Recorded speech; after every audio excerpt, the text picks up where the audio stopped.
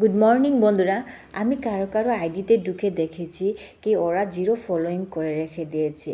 হ্যাঁ, মানা যায় যারা সেলিব্রিটি আছে তাদের অনেক মিলিয়ন্স ভিউজ থাকে, ওরা কাউকে ফলো করে না, এটা আমি মানতে পারি। কিন্তু যারা 1K 2K 5K 7K 8K আছে, ওরা কি করছে, জিরো ফলোয়িং করে রেখে দিচ্ছে। মানে ওরা বোঝাতে চাইছে যে আমি একজন সেলিব্রিটি, আমি কাউকে ফলো করি না।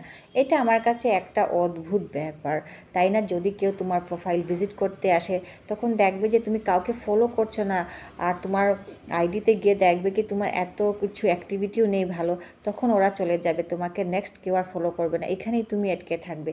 তো আমার মনে হয় জিরো ফলোয়িংস করাটা না করাটাই বেটার।